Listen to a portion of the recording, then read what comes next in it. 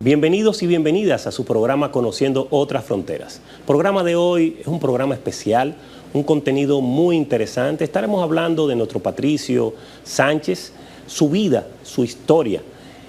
Y además estaremos, como siempre, en el análisis, hablando sobre las elecciones de Ecuador, que próximamente en el mes de abril se estará generando la segunda vuelta. Así como todos los segmentos interesantes que estamos acostumbrados a compartir con ustedes.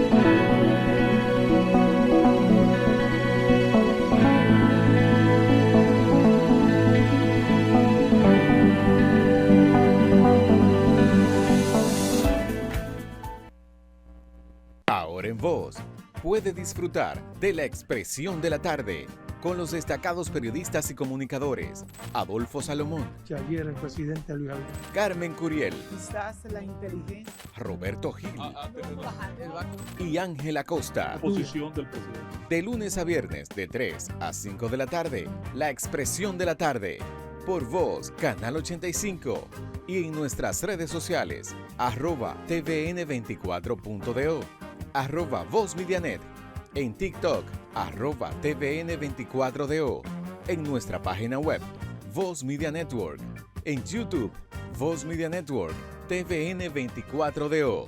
llegó la hora de la figura del presidente.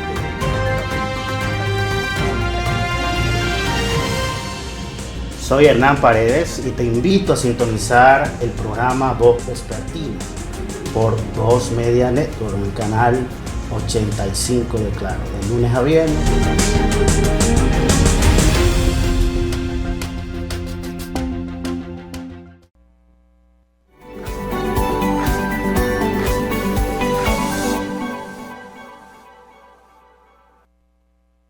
Hola amigos televidentes, en el análisis traemos un tema que nos lleva al cono sur de nuestro continente.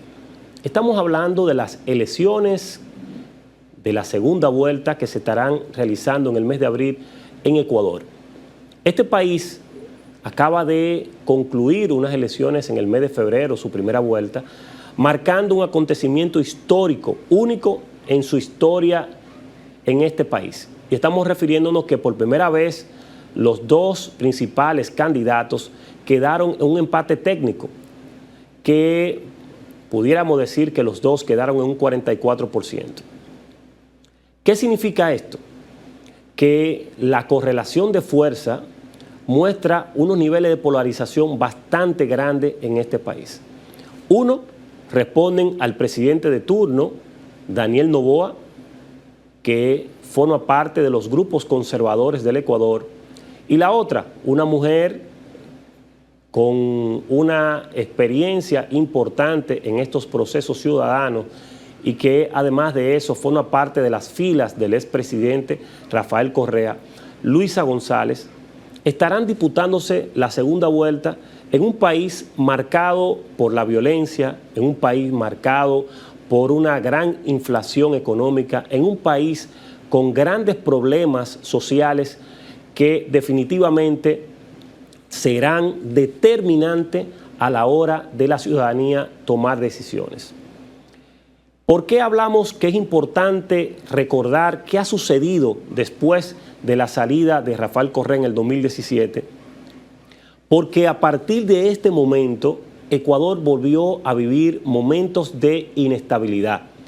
Ecuador volvió a caer en problemas de dificultades económicas, pero sobre todo, Ecuador comenzó a enmarcarse en una crisis de seguridad que terminó costándole la vida a un candidato a la presidencia. Esto ha comenzado a definir un antes y un después, donde los principales analistas, tanto en Ecuador como en otras latitudes del mundo, han empezado a revisar los indicadores, han empezado a ver qué tanto se ha avanzado o se ha retrocedido después de la salida de Rafael Correa del poder. Y esto porque si hay que reconocer algo importante es que Ecuador comenzó a vivir una época de estabilidad política y económica que duró 10 años ininterrumpida durante la gestión de Rafael Correa. Todos recordamos que en el año 1998, una de las figuras importantes en la política de este país había generado una situación bastante crítica cuando comenzó, fruto de sus cercanías con el gobierno norteamericano, a generar acuerdos que favorecieron, primero, la instalación de una base militar en Manta. Segundo, la dolarización de la economía. Todos estos aspectos crearon una dinámica bastante dolorosa para el pueblo ecuatoriano que llevó a que los movimientos indígenas, que siempre han tenido mucha incidencia y mucha fuerza en este país, se movilizaran en el año 2000 y terminaran sacando del poder a este presidente que todos lo van a recordar como uno de los presidentes que peor ha gobernado en Ecuador y que además tuvo que auxiliarse para salir del país y terminar en Estados Unidos después de un desastroso gobierno y de unos niveles de corrupción bastante elevados.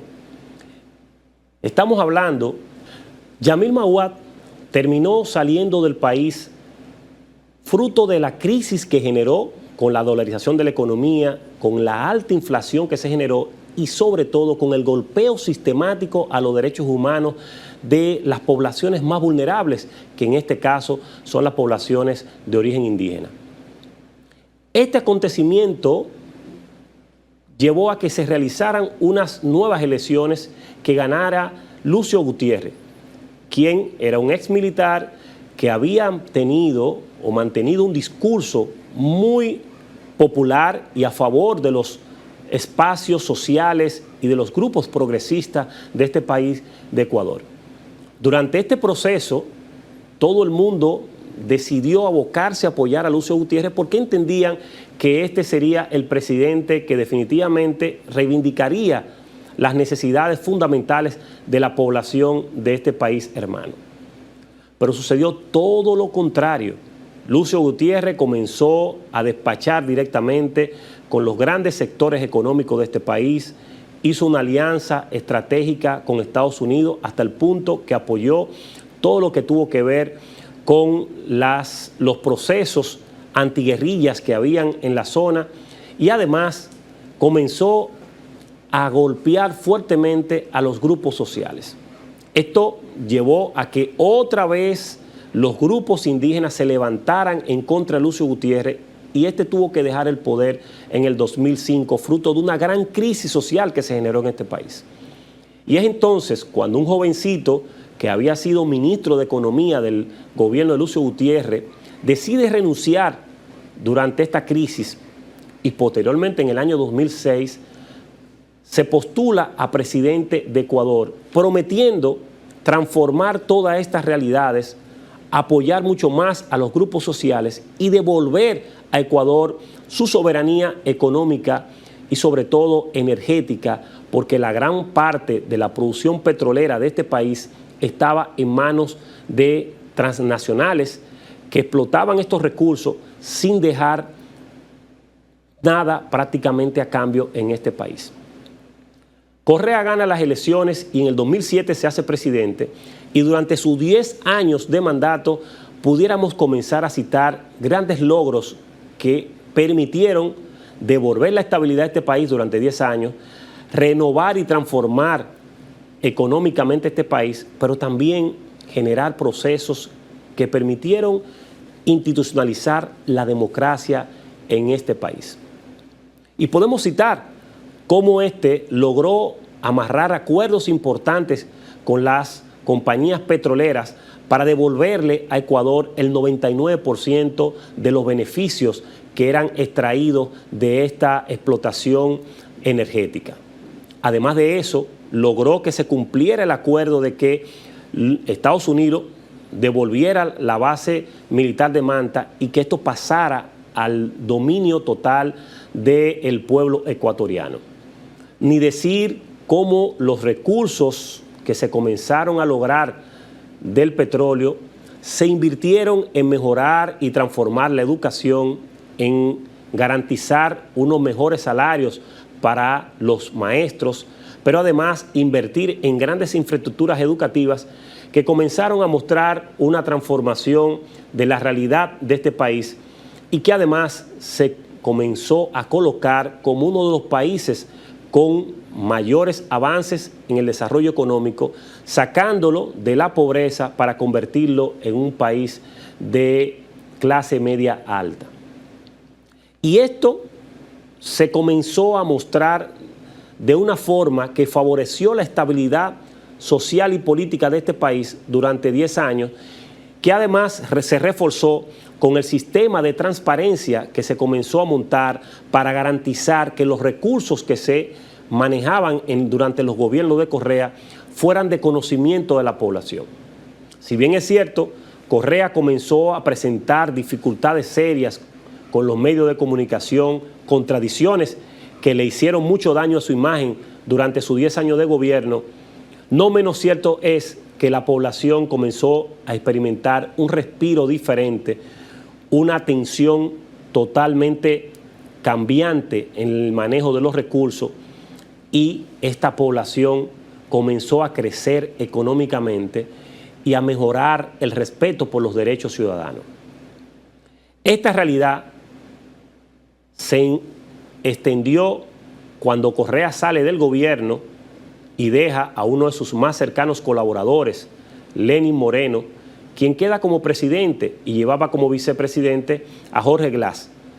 Durante este proceso, Moreno genera un cambio total hacia la derecha y empieza a transformar su manejo y a otorgar ciertos beneficios que en un momento determinado estaban estatizados, formaban parte de los bienes y patrimonio del Estado ecuatoriano, y se comenzaron a privatizar.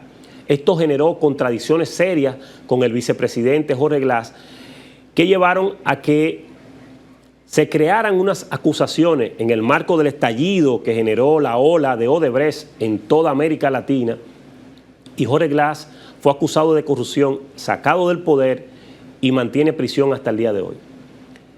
¿Qué provocó todo este acontecimiento? Otra vez Ecuador vuelve a generarse una inestabilidad política que choca fuertemente a esta nación. Otra vez Ecuador pierde las garantías ciudadanas de respeto a los derechos fundamentales. Otra vez Ecuador vuelve a tener conflictos con los grupos que conviven en los sectores populares, sobre todo los grupos indígenas, por el manejo de irrespeto a sus derechos fundamentales. Pero lo peor de todo esto es que otra vez Ecuador vuelve a tener niveles muy altos de inflación a nivel económico, que comenzó a minar esa estabilidad que tenía esta nación, y con ello trajo mucha inseguridad que al día de hoy se ha convertido en uno de los países más inseguros de América Latina. Y estos son de los elementos que están en juego en estas próximas elecciones. O mantener el status quo, que solamente garantiza beneficios para algunos sectores de la sociedad ecuatoriana, o procurar volver a esa estabilidad que durante 10 años permitió dignificar la vida del ecuatoriano, garantizar seguridad, tranquilidad y permitir que la democracia se pudiera institucionalizar, y que cada uno de los factores que fortalecían esta nación y la hacían una de las más estables de América Latina durante los 10 años de Correa pueda volver a resurgir. Es parte de las tareas que se van a dar los ciudadanos ecuatorianos en las próximas elecciones de ahora de abril, donde el presidente Daniel Noboa se enfrentará a la líder de la Revolución Ciudadana, Luisa González.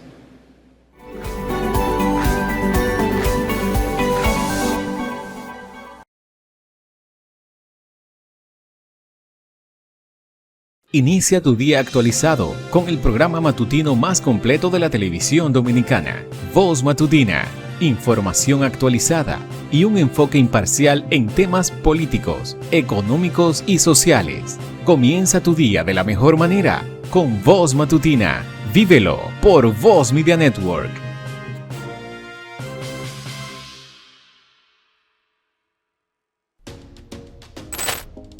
El análisis político, el análisis económico, la opinión, no se la pierdan en Voz Media Network todos los domingos a las 5 de la tarde. Hablando conmigo, hablando que uno se entiende.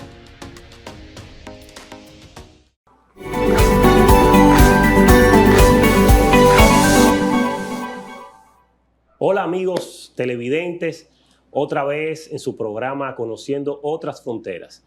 Hoy traemos un amigo que es conocedor de la historia y sobre todo un joven talentoso que trabaja para el Museo de Historia y Geografía de la República Dominicana, pero además es un gran crítico de estos procesos históricos que ha vivido la República Dominicana y por ende para nosotros es importante tenerlo con nosotros en el marco del Día de nuestro Patricio Sánchez, y con él estaremos conversando e interactuando sobre estos temas, conociendo mucho más a profundidad la historia de nuestro Patricio y aportando un poco de cuáles aspectos es importante que podamos tener en cuenta sobre la vida de lo que inspiró a muchos dominicanos y dominicanas a seguir apostando por esta patria de Quisqueya. Bienvenido a tu programa Conociendo Otras Fronteras. Hola, muchas gracias por la invitación. Y efectivamente, a propósito de que se acerca el natalicio de Francisco del Rosario Sánchez, estaremos conversando sobre él. No, excelente. Tú sabes que una de las cosas que es interesante para comenzar a hablar de nuestro Patricio es entender cómo llega esa conexión entre Duarte y Mella a darse, sobre todo entendiendo que nuestra historia es de los pocos países del mundo que tiene 3 padres de la patria. ¿Cómo se da ese primer acercamiento para iniciar esa amistad que posteriormente logró conquistar la independencia de la República Dominicana? Bueno, aparentemente ellos habían estudiado filosofía juntos cuando eran adolescentes, pero Duarte y Sánchez no eran propiamente amigos, como lo vamos a ver más adelante. Rosa Duarte dirá más adelante que era el mejor de sus amigos, pero en la adolescencia no lo era, no era su amigo. Fíjate que quien introduce a Sánchez en la Trinitaria no es Duarte, sino Pedro Alejandrino Pina, ante un conflicto que se estaba dando dentro de la Trinitaria. Si tú te fijas, los 9 fundadores de la Trinitaria son blancos todos.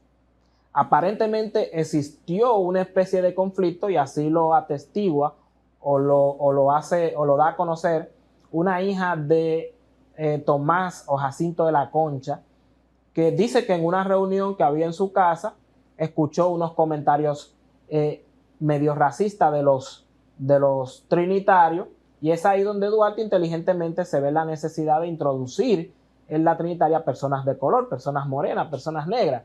Es ahí cuando Pedro Alejandrino Pina se le ocurre introducir a Sánchez, y Duarte entonces conquista a través de su tío a José Joaquín Puello para darle ese elemento interracial al movimiento, porque si para Duarte había algo muy, muy claro, la República Dominicana era multiétnica y la república que se quería crear debía respetarse la diversidad étnica de la población. Entonces, Sánchez pasa de ser un personaje, un simplemente iniciado dentro del movimiento, a ser una de las figuras más importantes. Fíjate que cuando Duarte está en el exilio, quien asume el mando del movimiento es Francisco del Rosario Sánchez.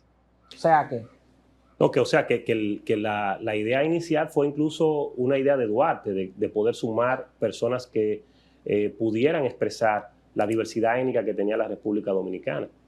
Exactamente. Tú sabes que es interesante que podamos hablar de ese acontecimiento, de cuando Duarte está fuera del país, fruto del exilio, ¿no? De las propias contradicciones que se dieron con Pedro Santana. El papel que le tocó a Sánchez fue un papel sumamente crucial para poder avanzar y seguir fortaleciendo la independencia. Pero ¿cómo se da este proceso? O sea, un poco para que nuestros amigos televidentes puedan conocer más sobre lo ocurrido y cómo llega Sánchez a ocupar esa posición tan importante. Bueno, Sánchez se convierte indudablemente en la segunda persona más importante del movimiento. Eso por su acercamiento a Duarte y porque era un tipo inteligente, un tipo bastante astuto y que estaba comprometido con el movimiento. Sin embargo, Duarte se ve impedido debido a que el movimiento es denunciado, se inicia una persecución contra Duarte a finales de 1843. Entonces, el plan es que todos los involucrados, todos los que están en la mira del gobierno haitiano salgan del país. Pero Sánchez se enferma una noche antes de que vaya al exilio junto con Duarte, Pina y también Pérez. Entonces se enferma. Y como Sánchez no puede salir y toda la persecución se concentra en él, ya que es el único que está, aprovechan su enfermedad para fingir la muerte de Sánchez.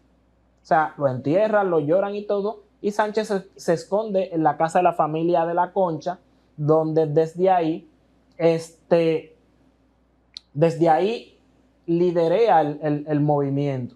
Lo sabemos, pero obviamente siguiendo las instrucciones de Duarte, porque hay cartas en las que él le pide recomendación o por el contrario le pide, por ejemplo, que traiga armas.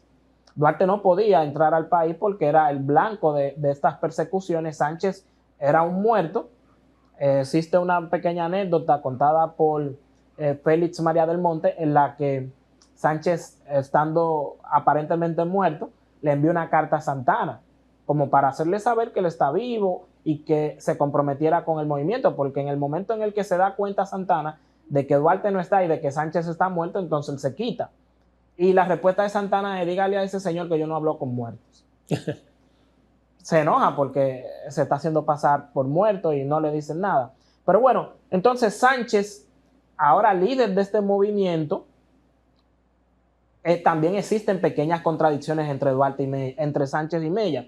Primero, Mella se niega a acatar las órdenes de Sánchez, ahora que Sánchez está al mando, y sigue su propio rumbo.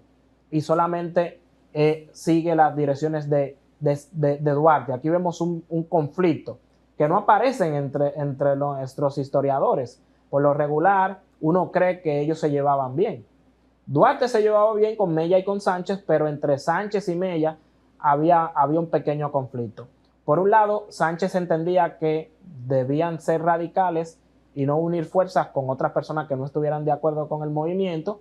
Y por el otro, Mella entendía que era necesario hacer una alianza con los conservadores como Tomás Bobadilla. Es Mella quien introduce a Tomás Bobadilla en el movimiento y Sánchez aparentemente no estaba de acuerdo. Y eso lo demuestra una carta de Sánchez a Duarte, fechada 15 de noviembre de 1843, donde dice que no confía en Mella, porque es el único que ha puesto en peligro el movimiento. Y haciendo referencia a que Mella se ha unido a los conservadores, o por lo menos ha creado una alianza con los conservadores, que fue esa la que realmente declaró la independencia la noche del 27 de febrero, la facción de Mella. Fíjate que tú has dado un dato muy interesante, y es que para todos ellos eran tres grandes amigos, tres figuras que siempre estuvieron de la mano en estos procesos de la independencia de la República Dominicana. Sin embargo, fíjate las contradicciones que daban, y el único que podía manejar esas contradicciones era Juan Pablo Duarte, que es un dato sumamente interesante para nuestros seguidores, que quizás, estoy casi seguro, que no manejaban esta información. Pero es interesante poder explicar un poco más sobre el proceso de la independencia. Tú señalabas en tu última intervención que casualmente el grupo, esa tendencia que tenía diferencias con Sánchez, la que dirigía Mella, fueron los que proclamaron la independencia.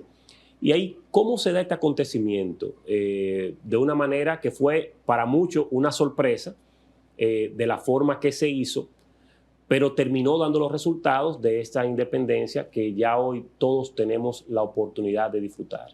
En esa misma carta del 15 de noviembre de 1843, Sánchez da a entender que la independencia estaba planeada para diciembre de 1843.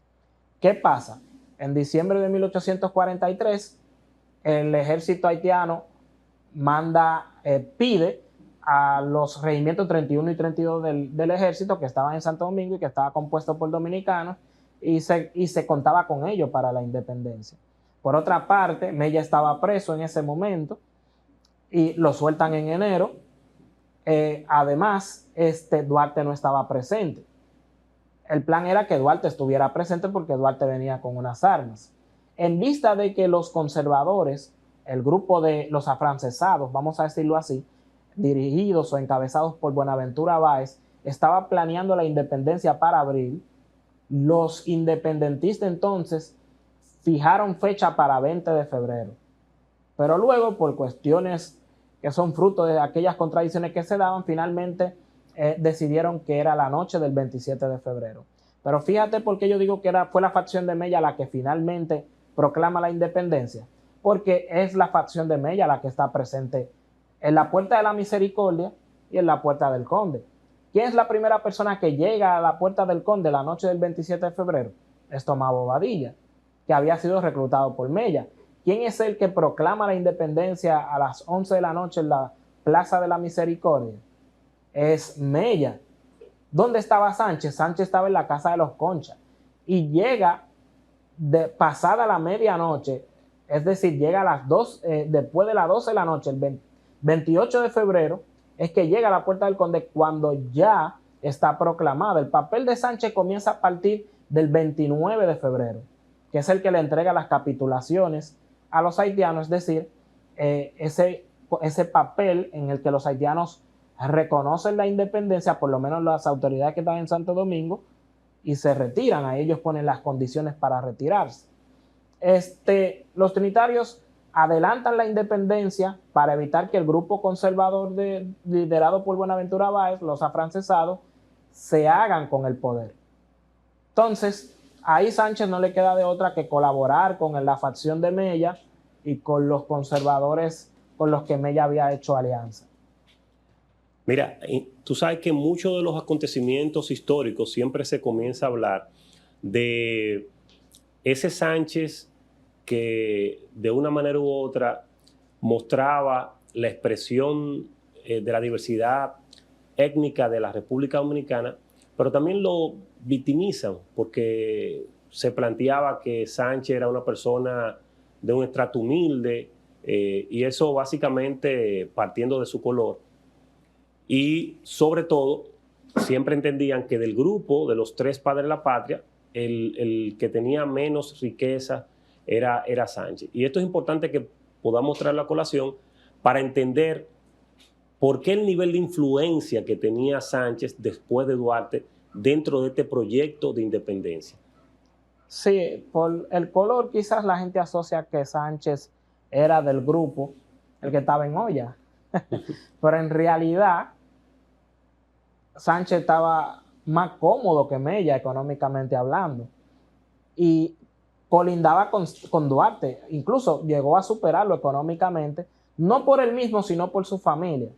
Su papá tenía tierras en los Alcarrizos, en esa época eran Monte y Culebra, tenía cabezas de vaca y su mamá no venía de estratos bajos, por el contrario, su mamá, el papá de Narciso Sánchez, es decir, el abuelo de Sánchez, don Fernando Sánchez, trabajaba para la familia de doña Olaya del Rosario, que era la mamá. O sea que de ahí es que se conocen Narciso y doña Olaya, pues aparentemente se criaron juntos o se veían mucho constantemente. Ella estaba más cómoda que el papá de Sánchez, la mamá, económicamente hablando, venía de un estrato superior al papá, pero el papá luego le va bien primero porque tiene tierras, como dije, en los Alcarrizos, y luego en Santo Domingo la familia Sánchez vivía de bienes raíces. Tenía casa de huéspedes, casas de alquiler, que de eso también vivía María Trinidad Sánchez, que era su tía. Era un pequeño burgués, como le llamaba Juan Bosch. O sea, que Sánchez no estaba mal. Aparte de que tenía, en colaboración con Félix María del Monte, su propia oficinas de abogado. Sí, es decir, que venía también de una clase acomodada, no estamos hablando de un Sánchez pobre, como se quiere proyectar en la historia. Era una persona que incluso, de acuerdo a sus orígenes, en términos económicos, como tú has señalado, tenía los mismos niveles económicos que Juan Pablo Duarte. Sí. Por eso el nivel de influencia en este proyecto, porque es importante que la gente pueda entender que un proyecto de independencia no se hace solamente con ideas, implican sobre todo muchos recursos económicos, y por eso casi siempre las personas que están inmersas en estos procesos de transformación o de independencia de cualquier país del mundo, siempre es la clase que tiene más recursos económicos. Tú sabes que, retomando esta parte, es interesante comenzar a analizar de dónde, a qué corriente del pensamiento respondía Sánchez, porque esa es otra de las interrogantes que se hace siempre cuando estamos conversando en los debates, hablando de la visión ideológica de Juan Pablo Duarte, de la visión ideológica de Mella, igualmente que de Sánchez, y casi siempre se piensa que los tres estaban inclinados en la misma visión que tenía Juan Pablo Duarte. Y es importante que podamos comenzar a analizar de dónde provenía esa visión ideológica de Sánchez. Sánchez perteneció a todas las facciones políticas de su época. Sánchez es lo que se conocería hoy como un tránsfuga. Sánchez primero perteneció a los trinitarios, se desliga de los trinitarios estando Duarte aquí, de ahí la enemistad. Hay una carta de Juan Isidro Pérez donde le dice a Duarte que le dice, háblale a Sánchez, a ese benemérito y desgraciado. O sea, había algo en el corazón de Duarte que no le permitía hablarle a Sánchez. Y la razón era porque Sánchez, en el momento en el que Duarte es proclamado presidente, que Santana da el golpe, que toma posesión del gobierno, Sánchez pasa a formar parte de la Junta Gubernativa de Santana, es decir, se desliga automáticamente de los duartianos y pasa a ser santanista. Duarte se entera de esto, estando todavía preso en Puerto Plata, y termina pues enemistándose con Sánchez. Por eso no hay una sola comunicación después de eso. Sánchez después, por algunas protestas que hizo en favor de sus compañeros, exiliado por Santana, pero Sánchez, por ejemplo, pasa a ser jimenista. Por eso, en el primer juicio que se le hace contra Duvergé, Santana lo nombra fiscal. ¿Sabe para qué? Para que sea Sánchez, un jimenista, el que condene a muerte a Duvergé. Que Sánchez fue el fiscal del primer juicio que se le hizo a Duvergé, que era ya Santana buscando vehículos legales para matarlo. Sánchez participa como fiscal en ese absurdo de juicio. Y bueno, sale airoso en este caso Duvergé, pero ahí vemos que Sánchez era jimenista. Luego es exiliado nuevamente y cuando regresa siendo santanista.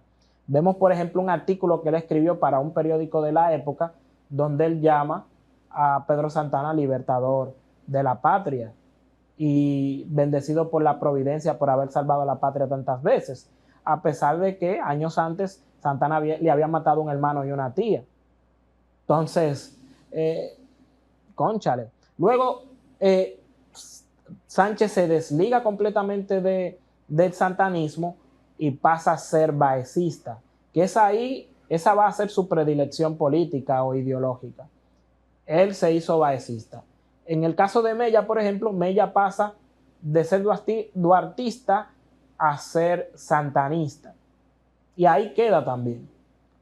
Mella se desliga de Santana en el 1861 cuando Santana anexa el país a España. Pero Sánchez también fue baecista. Es decir que, señores, cuando tú revisas la historia, tú te das cuenta por qué Duarte es el gran ideólogo de la independencia nacional y por qué el verdadero padre de la patria, porque mantuvo siempre una visión firme y coherente desde el primer día hasta el final de sus últimos días, de lo que tenía que ser la independencia y de cómo debía de ser la independencia, que tenía que estar enfocada en garantizar la soberanía del país, pero también donde todos los dominicanos y dominicanas, sin importar el color de piel, pudiéramos gozar de esos beneficios que nos diera la independencia. Tú sabes que es interesante que podamos analizar esa parte de ya final de Sánchez, cómo muere Sánchez y qué provoca esto, porque ante la historia ese es el sello que muestra la valentía de él, pero que, si se quiere, todos pensamos que siempre tuvo una trayectoria marcada de coherencia en favor de los intereses más sanos de la patria, como así lo hizo Duarte. Entonces, que podamos ver esa parte de la historia, cómo se da este acontecimiento y cómo llega hasta esa parte ya final de su vida. Mira, fíjate que Sánchez es un caso extraordinario. Sánchez efectivamente lo vemos firmando el manifiesto del 8 de marzo, que es un manifiesto en el que el país le cede a perpetuidad a la península de Samaná. Lo vemos más tarde, por ejemplo, cuando Duarte y José Joaquín Puello ordenan a la Junta, dan un golpe de Estado el 9 de junio de 1844 y ordenan el apresamiento de Bobadilla, Caminero, Báez y Del Monte, y es Sánchez que les avisa para que se escondan. O sea, ahí vemos que está constantemente traicionando los ideales de Duarte, ¿verdad? Entonces, ya al final de sus días no fue diferente, porque en el 1861 Santana anexa el país a España y Sánchez es uno de los primeros que se opone a esta anexión, pero no lo hace por amor a la patria, dicen algunos, incluso contemporáneos de él. Lo hace porque fue Santana y no Báez, porque el movimiento de Sánchez estaba siendo financiado por los Báez. O sea, que ese movimiento era baecista, ese movimiento contra Santana o contra la anexión en ese momento. Lo dice, por ejemplo, Damián Báez. Si los santanistas entregaron el país a España, fueron los baecistas los que lo liberaron con la muerte de Sánchez. O sea, que reconocen de que Báez tuvo que ver en ese asunto. En esa época, en un periódico francés, 1862, un año después de la muerte de Sánchez, aparece un comentario de Manuel María Valencia que dice, o Manuel María Gautier, que dice: si Sánchez se opuso a la anexión, fue por tratarse de Santana, pero a Sánchez le hubiese dado lo mismo, que el país hubiese sido anexado a España, siempre y cuando hubiese sido Báez. O sea que todavía siendo él en su época, se cuestionaba este asunto. Pero bueno, lo importante es que murió tratando de evitar ese error tan grande que fue la anexión. Se pudiera decir que fue un mártir, el primer mártir de la restauración. Y bueno, en consecuencia a la República Dominicana le pareció bastante positivo que Sánchez haya dado su vida por la patria, porque en ese momento se convirtió en el padre de la patria. Sánchez fue el primero de los tres en ser nombrado padre de la patria, o ser considerado padre de la patria. Duarte comienza a partir de 1884 y eso crea un conflicto entre los duartistas y los sanchistas, que eran en realidad Duarte versus Báez.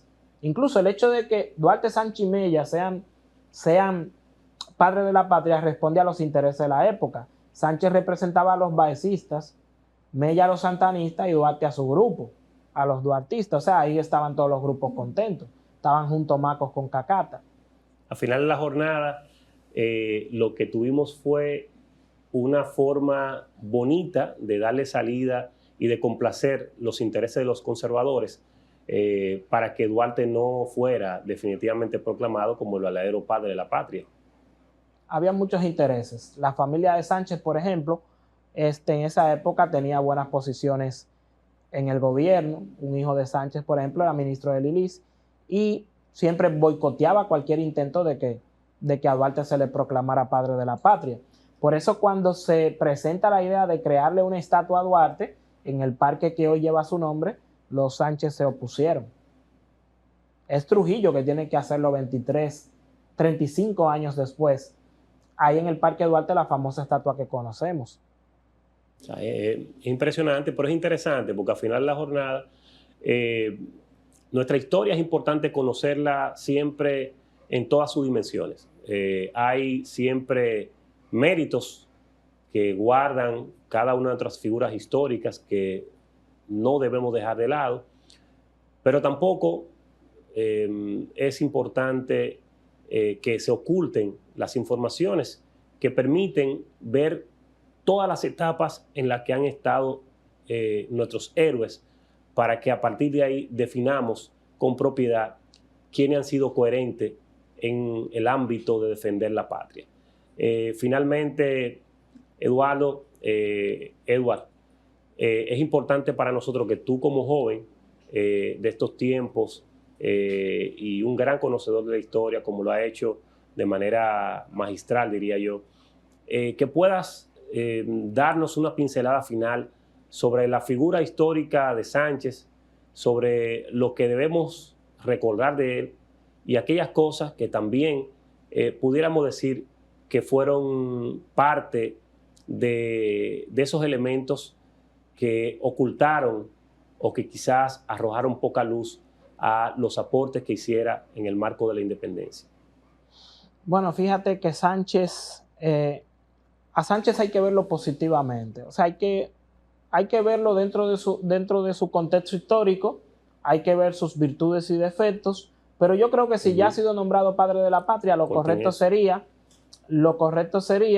ver ya lo positivo, porque incluso Duarte también pudiera tacharse de negligente en algunos aspectos. Mella también tuvo sus defectos, pero imagínate, son humanos, y aparte de que son humanos, así es la política dominicana, así es la política criolla. Era Duarte, que quizá era un sobrehombre, un superhombre, que tenía unos ideales muy altos para el gallinero que teníamos nosotros de país en ese entonces, un tipo muy educado.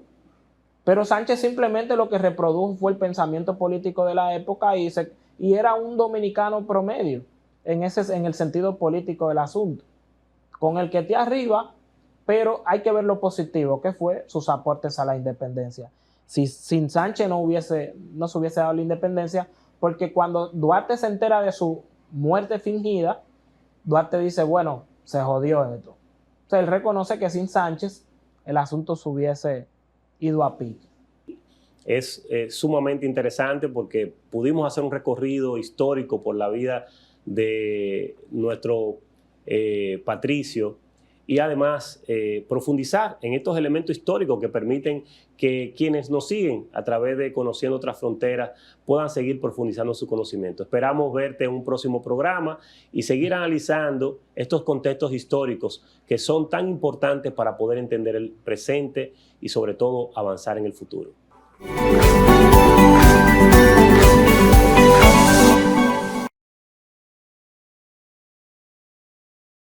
La jungla política y social de RD ya no será la misma, porque cada sábado, Rafael Santos, Freddy Aguas Vivas y Hernán Paredes comentan los temas sociopolíticos y económicos que impactan a los ciudadanos que vivimos en esta jungla. Bienvenidos a la jungla, cada sábado, por Voz Media Network. No podemos tocar ese tema aquí, ¿no? Ay, hombre, hija, tócalo, No, porque nosotros tenemos que salir con algo mi amor. diferente. Sí, yo tengo dos nombres, porque es que yo tengo dos vidas. O sea, yo tengo una de día y tengo otra para los colaboradores. Todos los programas ahora se están matando entre sí. Sí, a lo poco te llama y te hace una propuesta. Yo me he dado cuenta que todo el que entra a ese edificio rojo, como que se atara. Ay, no yo voy no por ahí. sé, de Bueno, verdad. a mí me dijeron que aquí Hay había mucho mucho cuarto. cuarto. Que yo tampoco tengo miedo aquí. Para la próxima hay que traer una botellita de vino para que rompamos eso. Oye, eso. Claro, porque así es que uno se desinhibe.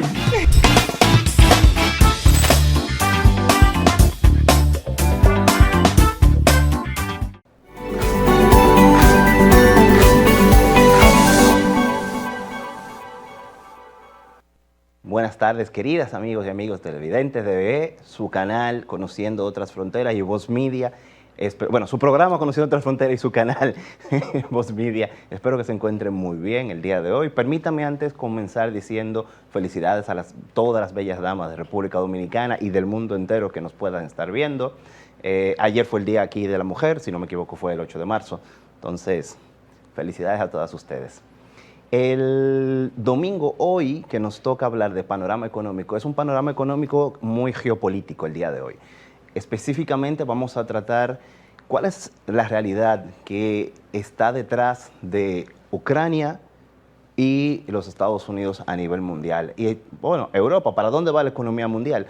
Comencemos diciendo que la economía mundial básicamente ha estado creciendo en el 2024 alrededor de un 3, por encima en 3.1, 3.2 más o menos, acuerdo a datos del IFMI, que puede colocar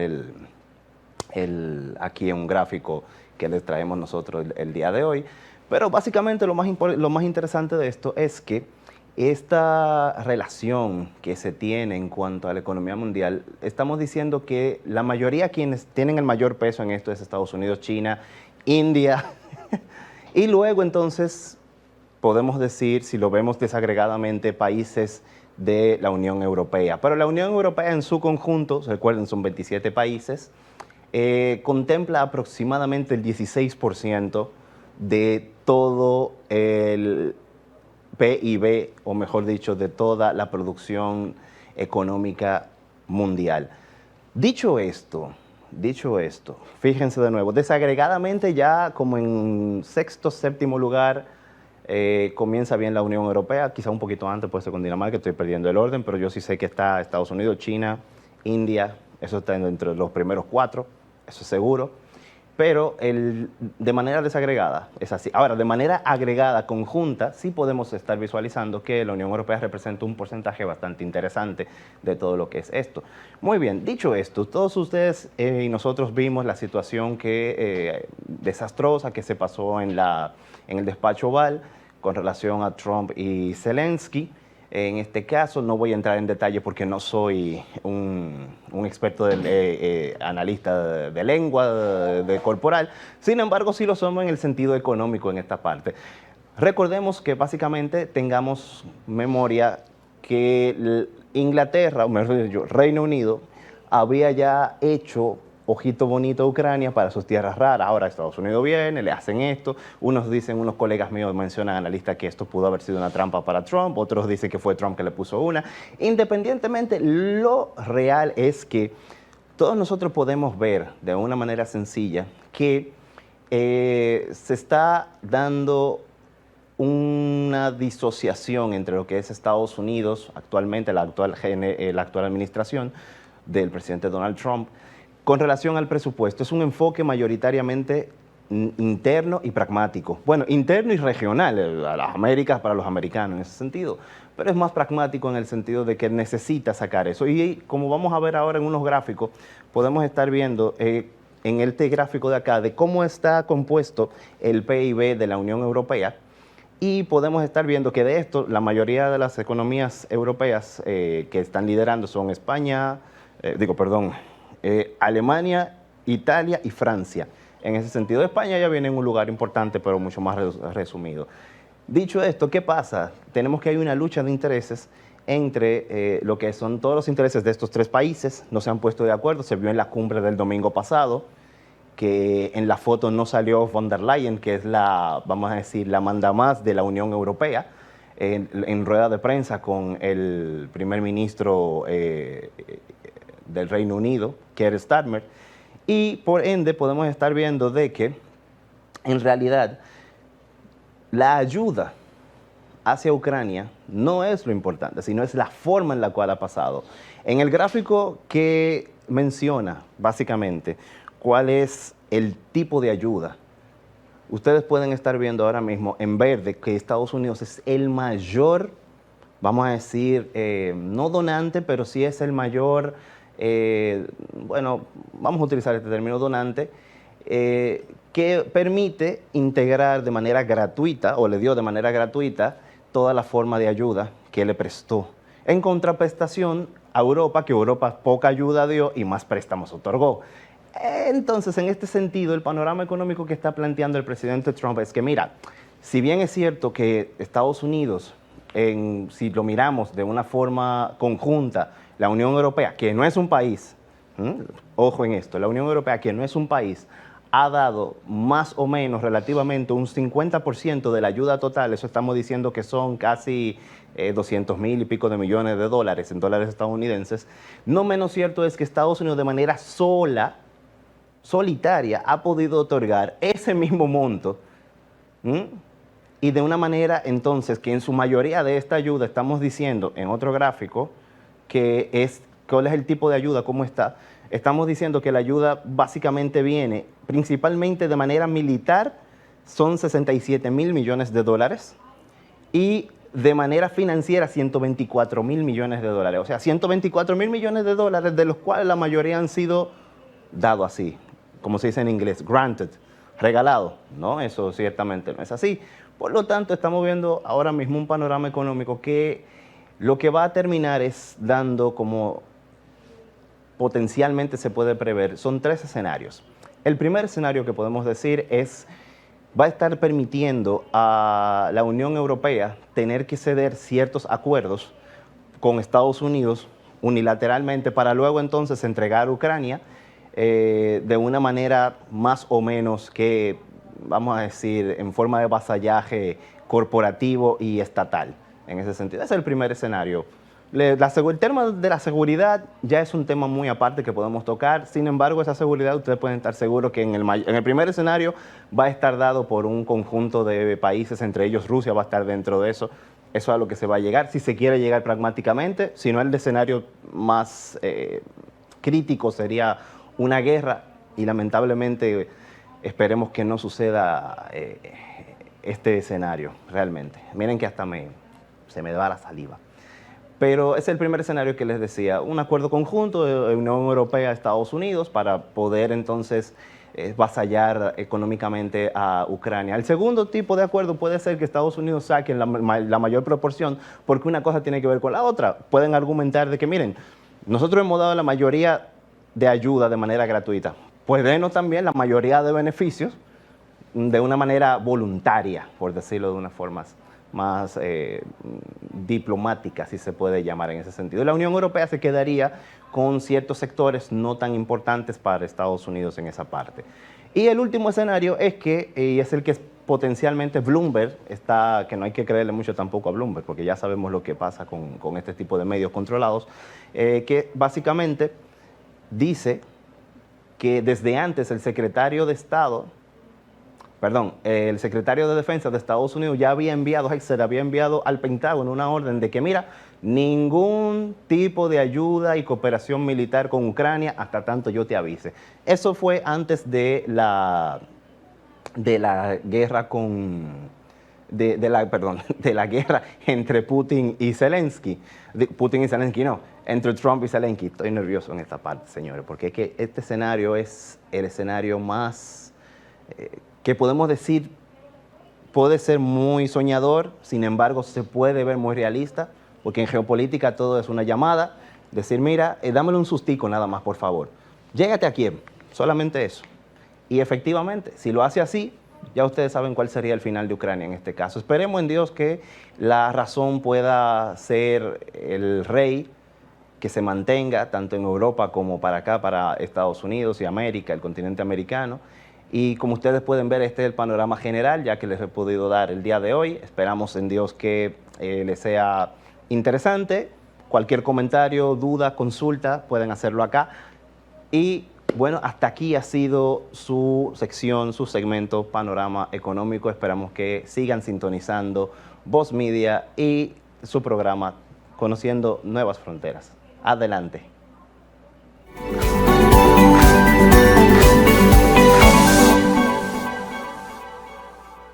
Ahora en Voz, puede disfrutar de La Expresión de la Tarde con los destacados periodistas y comunicadores Adolfo Salomón, Que ayer el presidente Luis Abinader. Carmen Curiel, Quizás la inteligencia. Roberto Gil y Ángel Acosta. Posición del presidente. De lunes a viernes de 3 a 5 de la tarde, La Expresión de la Tarde, por Voz, Canal 85, y en nuestras redes sociales, @tvn24.do.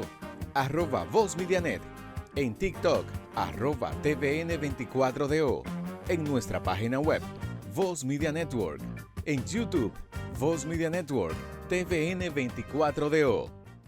Inicia tu día actualizado con el programa matutino más completo de la televisión dominicana, Voz Matutina, información actualizada y un enfoque imparcial en temas políticos, económicos y sociales. Comienza tu día de la mejor manera con Voz Matutina. Vívelo por Voz Media Network.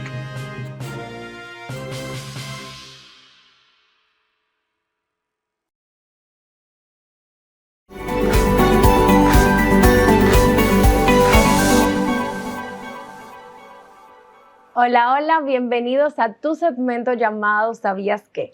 En el día de hoy, como siempre, hablaremos de un tema sumamente importante. ¿Sabías que este es el mes de la mujer? Bueno, si no lo sabías, aquí te lo cuento todo. El 8 de marzo es el Día Internacional de la Mujer. Este se conmemora cada año. Es una fecha dedicada a reconocer la lucha histórica de las mujeres por la igualdad, el reconocimiento de sus derechos y su participación en todos los ámbitos de la sociedad.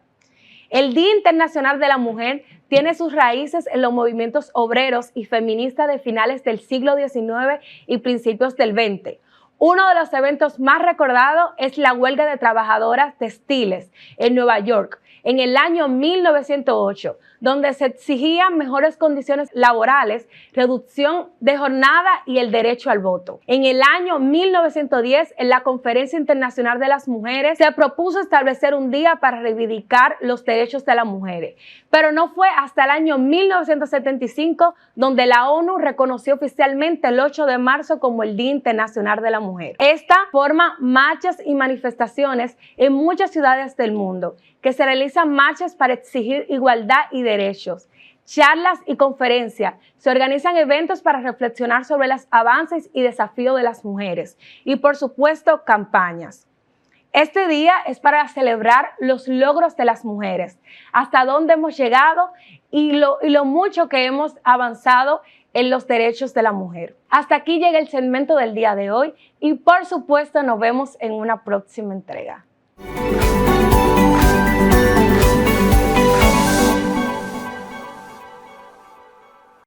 Llegó la hora de la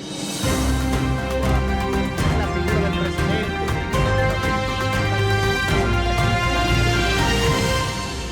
Soy Hernán Paredes y te invito a sintonizar el programa Voz Vespertina por Voz Media Network en el canal 85 de Claro, de lunes a viernes.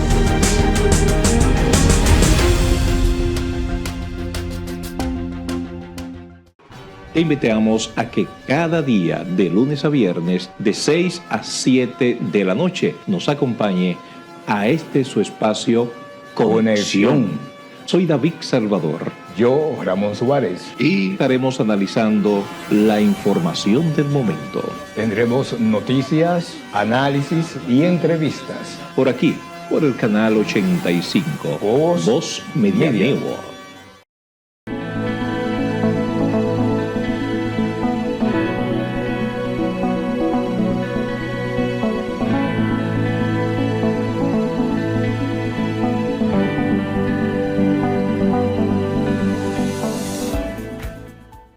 Hemos llegado al final del programa del día de hoy. Como siempre, esperando que el contenido haya sido de su interés y que estos conocimientos sirvan para fortalecer cada día más la forma de ustedes ver y pensar sobre la realidad que tenemos en el mundo de hoy. Simplemente la invitación es a que sigan conectados a este canal Voz Media y que nos sigan en nuestras redes sociales conociendo otras fronteras. El próximo domingo a las 12 del mediodía es la cita con su programa Conociendo Otras Fronteras.